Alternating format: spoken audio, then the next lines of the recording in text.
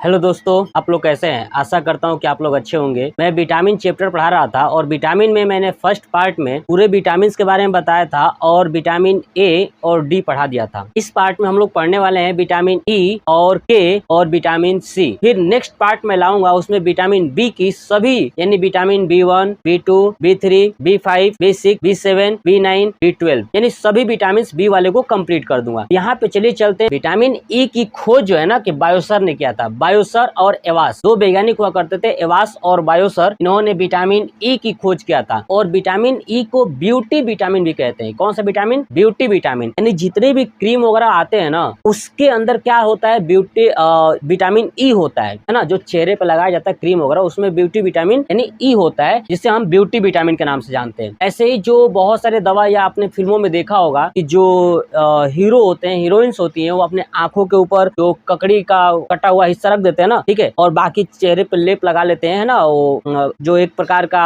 मिट्टी कह सकते हो है ना, वो मिट्टी का जो लेप लगाते हैं उसके अंदर भी कौन सा विटामिन? विटामिन ई होता है, जिसे हम ब्यूटी विटामिन कहते हैं। अगर आप नेचुरल तरीके से ब्यूटी विटामिन यानी जिसको हम विटामिन ई बोलते हैं, अगर ये प्राप्त करना चाहते हो, आपको गर्मियों के मौसम में जो जून जुलाई के मौसम में जितने भी फ्रूट्स होते हैं है ना, जैसे काकड़, कीड़ा, चुकंदर है ना, तरबूज, खरबूज, नारियल, ये जितनी भी चीजें होती है सब आपको क्या करना चाहिए? खाना चाहिए। ठीक है, तो ध्यान सुनिए। विटामिन ई की खोज एवॉस और वायसन ने किया था, जिसे हम ब्यूटी विटामिन भी कहते हैं। विटामिन ई का रासायनिक नाम टोकोफेरोल है, ठीक है, और इसकी कमी से विटामिन ई की अगर कमी हो जाएगी तो गर्भधारण में प्रॉब्लम आ सकती है, प्रजनन में यानी जनन क्षमता में कमी आ सकती है, और उम्र आपकी ज्यादा नहीं रहेगी फिर भी आप बूढ़े दिखोगे। यानी उम्र से पहले बुढ़ापा आना विटामिन ई की कमी से होता है। तो विटामिन ई की कमी से तीन चीजें याद रखना है। पहला, गर्भधारण में प्रॉब्लम है ना, यानी प्रेगनेंसी में प्रॉब्लम। दूसरा, उम्र से पहले ही बुढ़ापा आना, ठीक है, उम्र से पहले ही बुढ़ापा आना। और तीसरा, जनन क्षमता में कमी हो जाएगी, यानी प्रजनन क्षमता में क्या हो जाएगी? कमी हो जाएगी। तो विटामिन ई के बाद इतना याद रखना है कि विटामिन ई, ठीक है ना। चलिए, विटामिन ई कहाँ कहाँ से मिलता है तो मैंने बता दिया। जैसे फ्रूट्स जो गर्मियों के मौसम में होते हैं, गर्मियों के दिनों में होते हैं, जैसे देखिए तरबूज, खरबूज, अनार, चुकंदर, ककड़ी, सलाद और नारियल। क्या करते हैं? गांव में सलाद खाते हैं ना, सलाद में विटामिन ई, नारियल में ई, ठीक है ना, ये सब पाया जाता है। कहाँ पे? तो ई में। एक और सबसे इम्पोर्टेंट, चना देखें, चना ना, है ना, चना को आप भिगो दीजिए। भिगोने के बाद अगर उसमें अंकुर जाता है ना, उसका जो छोटे छोटे अंकुरण हो जाता है, तो जितने भी बीज हैं अगर अंकुर जाते हैं यानी अंकुरण हो जाता है उस बीज में, यानी बीज जो है कि फट के थोड़ा सा निकल जाता है, यानी एक पौधा बनने के लिए तैयार होता है, तो वैसे आप अगर बीज खाते हो तो उसमें विटामिन ए मिलता है। इसलिए आपने देखा होगा ट्रेन में जब यात्रा करते हैं तो विटामिन ई वाला जो चना होता है, चना अंकुरण वाला चना और प्याज वगैरह मिला के वो देते हैं खाने के लिए, है ना। तो उसमें कौन सा विटामिन होता है? Vitamin E. चलिए, तो विटामिन ई के बारे में इतना चीज़ याद रखना है कि जितने भी अंकुरण वाले सामान है, बीज है ना, अगर उसके खाते हो तो कौन सा विटामिन मिलेगा? Vitamin E. अब आते हैं विटामिन के। देख, विटामिन के का रासायनिक नाम फाइलोक्विनिन होता है, फाइलोक्विनिन, है ना। विटामिन के का रासायनिक नाम फाइलोक्विनिन होता है।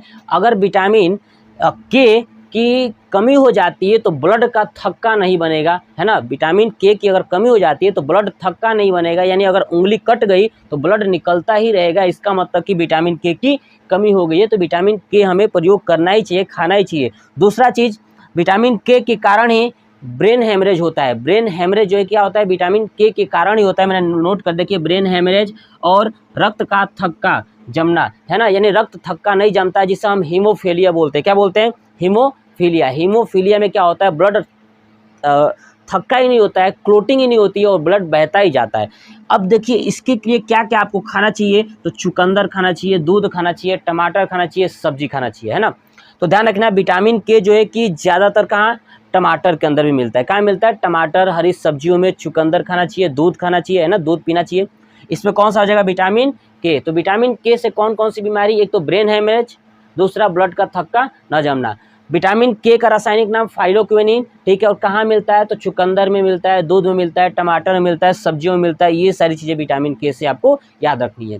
नेक्स्ट विटामिन आता है विटामिन सी। विटामिन सी, ध्यान सुनिए, विटामिन सी पहले एक बात बता दूं कि विटामिन सी हमारे शरीर के अंदर, अगर हम कोई भी विटामिन अगर खाते हैं, विटामिन सी अगर बाहर से खाते हैं तो हमारे शरीर के अंदर रुकता नहीं, वो तुरंत बाहर रहता है, यूरिन के रास्ते बाहर रहता है, मूत्र के रास्ते विटामिन सी बाहर आ जाता है। तो सबसे इंपॉर्टेंट जितनी भी विटामिन है उसमें से कौन सा विटामिन हमारे शरीर के अंदर मौजूद नहीं रहता है, बाहर आ जाता है, तो याद रखिएगा विटामिन सी। कौन सा? Vitamin C. विटामिन सी का रासायनिक नाम होता है एस्कॉर्बिक अम्ल, एस्कॉर्बिक एसिड, यानी विटामिन सी का रासायनिक नाम होता है एस्कॉर्बिक अम्ल। विटामिन सी के कारण क्या होता है?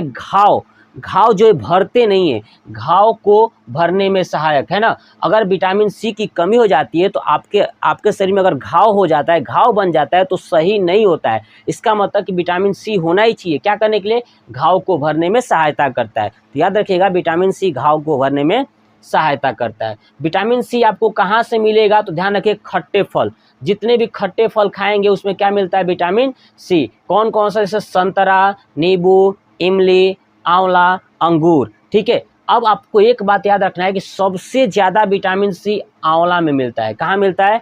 आंवला में। जितने भी खट्टे पदार्थ हैं उसमें विटामिन सी पाया जाता है और सबसे ज़्यादा विटामिन सी आंवला में होता है। कहाँ होता है?